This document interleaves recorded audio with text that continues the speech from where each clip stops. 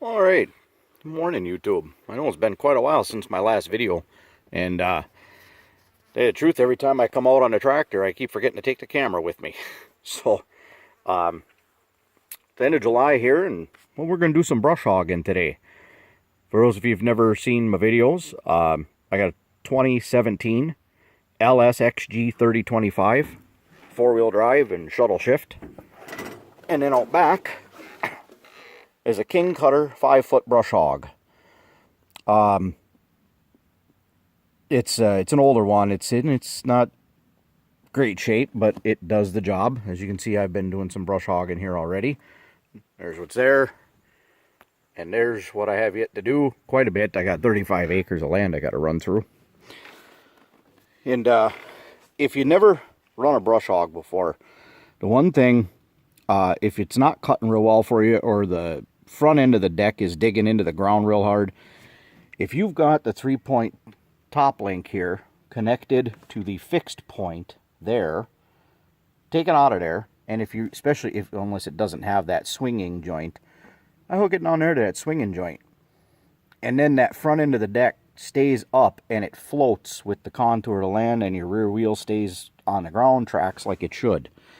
I've been brush hogging for over 20 years, and I actually just found that out a couple of weeks ago.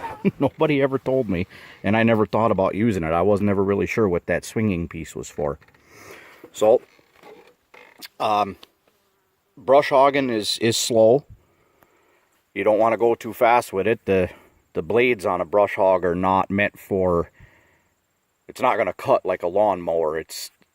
The faster you go, the less of that grass it actually cuts down. So you got to go nice and slow so it mulches it up. And you also want to be going slow if you're getting into some thicker brush. This brush hog will cut down up to probably, good 1.25 inch thick. I run over a lot of popple whips and some other nasty junk. As you can see, it's got all kinds of mixed junk around here. So you want to be going slow for that, so it can actually cut it down, mulch it up, without just, otherwise it's probably going to jump up off the ground when you hit something like that, and it doesn't do its job then. So with nice and slow, I run in low range, and generally over here I'll be running in third gear. If I get into some real thick stuff, I'll slow her down to second gear. So when you start and implement, at least especially on that brush hog with those big heavy blades that are going to be spinning, always engage the PTO at idle and then throttle it up. 2,510 RPMs is the PTO speed. So we're going to have a go. Fire it up. Put her in forward. It's in third. So, engaging the PTO is just as simple as that. And see how it jumps back there. So now the PTO is spinning. I keep the bucket up about right there. I use that front edge of the bucket as my tree guide so I don't run a tree over with my tires. I got a chance to steer away from it. So now, throttle her up. It is kind of high, so it's going to probably be loud on the camera. I don't know. 25-40, it's close enough. When I let the clutch out, it'll drop down just that little bit. Oh. Set the height on the deck. That's all the way on the ground. I don't really want that. Come up right about there. Let the clutch out, and away we go. I gotta kind of lean over to the left here. I'm gonna stick to the far right side as much as I can, because I'll make multiple passes coming through here to get everything.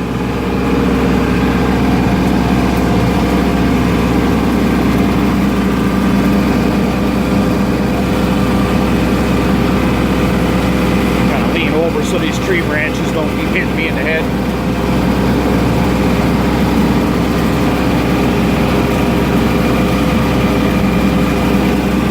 Here, there's your finished product. So it's pretty good.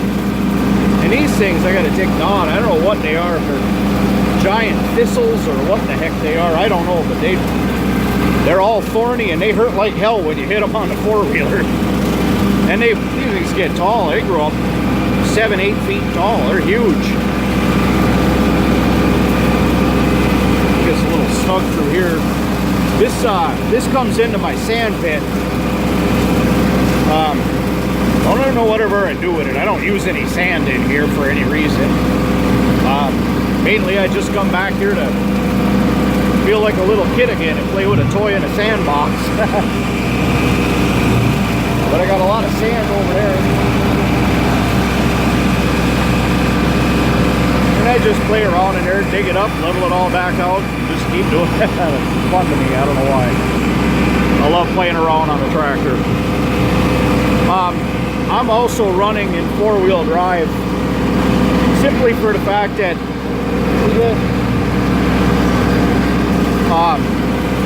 I got a lot of like little ruts and chuck holes throughout these trails, and pulling that brush hog,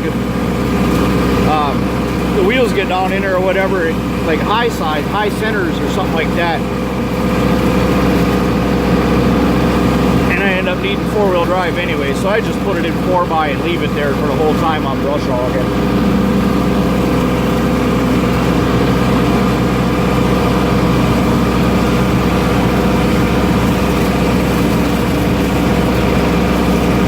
Have to raise it up here. We got a bunch of rocky gravel right there underneath. I don't want to hit that with the blades.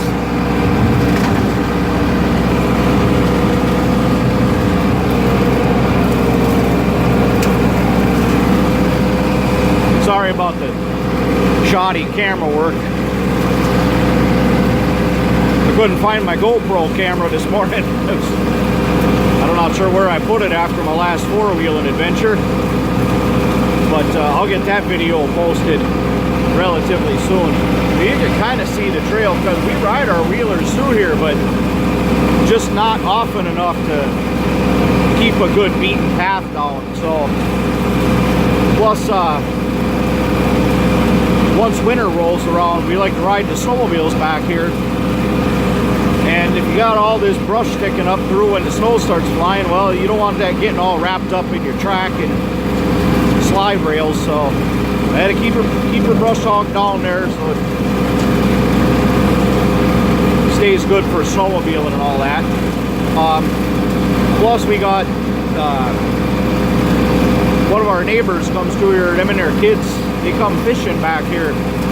We got a set of waterfalls that you're not gonna be able to see them. It's actually kind of a big hike down there, but they ride their horses out here to go fishing, and I like to keep the path kind of mowed down for them. And there's still plenty of stuff for the horses to eat, but just makes it a little bit nicer. The horses sometimes get leery not knowing what they're stepping on if they can't see it.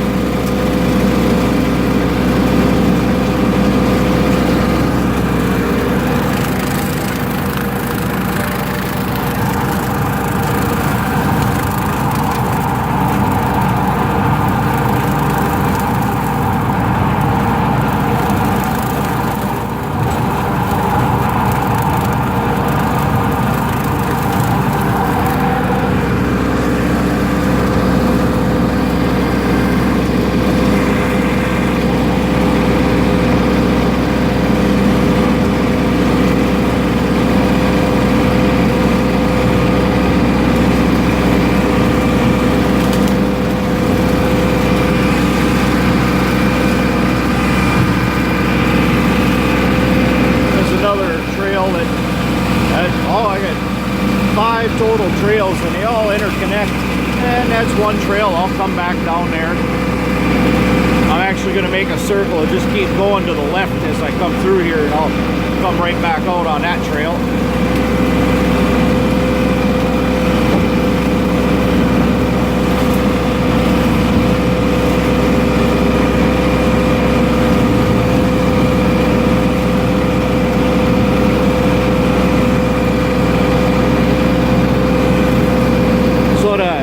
The entrance to my waterfall is right through there. doesn't go far. I brush hog into there a little bit, but it's only about 20 yards, and then you got to hike down a really steep hill on foot, and you come out on this nice little rock ledge perch about halfway down the waterfalls. And the waterfalls are I think they were measured out once. I think it was an 80-foot drop, so they're actually pretty decent size for the creek not being a very big creek. And then there's a beaver dam right at the bottom, so it ended up with this nice little trout pond right there. It gets some pretty decent brookies out of there. You can get to the falls down that way as well, but that's man, you gotta be pretty sure-footed to get down that way and have some really good boots on.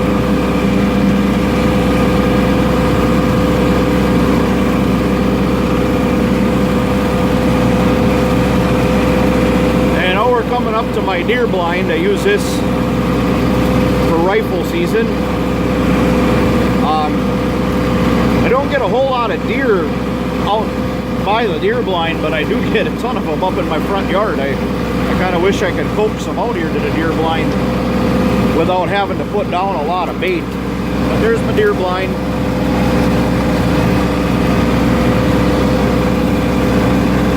Yeah, the wind must have blew the door open there. Oh well, there's nothing inside there. Could get damaged. But I usually set a little bit of, like, I put a crunch block, a wild berry crunch block. I usually set it up right around in here.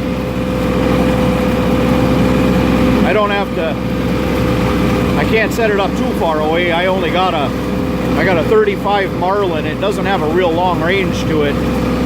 100 yards maximum, really, and then your round is pretty much diving straight into the dirt after that.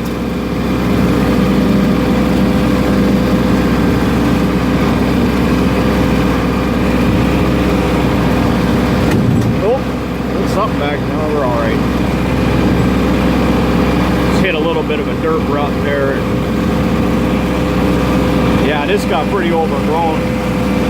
I was just back here 2 weeks ago on the wheeler, and it wasn't even remotely this tall yet. So I'm glad I come back here with the brush hog. This here is a crossroads in our trails. To go to the left takes you by the trail I just showed you a little bit ago. You can go to the right, you can go straight. You'll go all over the place. We're just going to make a kind of a circle here a couple of times before I veer off to the left. I just want to open this up a little bit. It's one of these weird, remember the things that hurt real bad. See how tight I can turn without hitting that dirt bridge there. Or the trees. No, we're all right.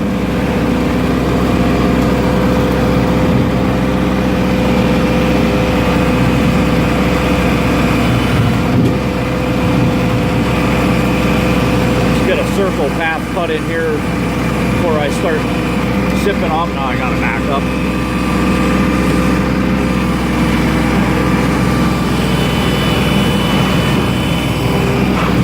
Alright, we'll pull some of this junk over back here. Whoa. You don't want to go lifting that brush hog up off the ground. I don't like that, so we won't do that. I'll have to pull it forward through there. That is what it is.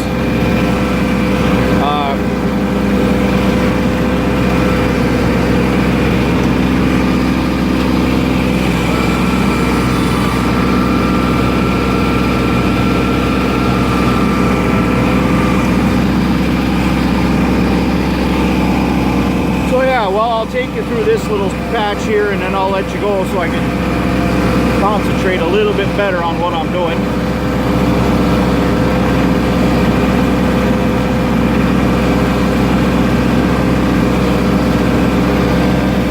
I don't know how bad the sun glare is on this camera. Kind of hard for me to see the screen.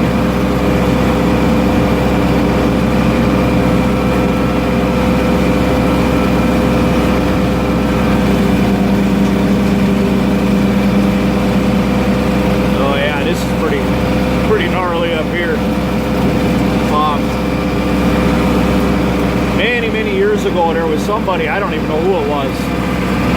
They had a little brown deer blind up here, and I do mean a little one. We'll go past it, you'll end up seeing it. I don't know, I thought about hunting out of there. There's a lot more popple whips in here, and deer like to eat the leaves and stuff off of them popple whips. And maybe I'd try hunting out of that little blind, but it needs some work before it needs a new roof over it, which was just a sheet of OSB that was sitting on there. And I got some pink board insulation. Maybe I'll bring some of that out, tweak up that deer blind a little bit and make it usable again.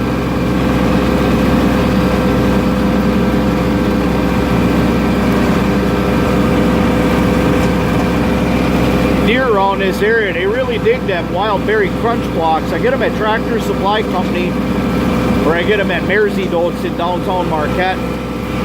I don't remember exactly what brand they are, but they're pretty distinguishable. They smell really nice. There's raspberries and strawberries and blackberries all ground up in there.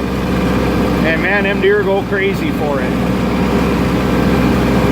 But they don't just flock to it as soon as you put it down. They come in sporadically. I don't like to throw piles of bait down. Here's that other deer blind. So you see there's no roof left on it. There's a little door over there to get into it. And then they would put their bait pile like right over here in this area. And I thought maybe, I don't know, maybe I'd brush hog this all down and toss that crunch block out there and see what happens.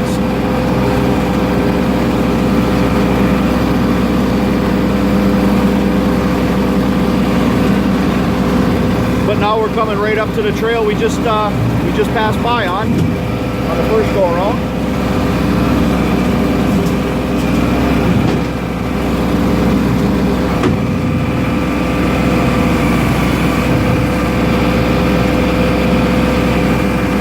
And here we are. And now you can see the boat path it did. Turned out pretty good. And well, we'll let you go for today. So, signing off from Negaunee, Michigan, the heart of the UP. We'll catch you later, guys. See ya.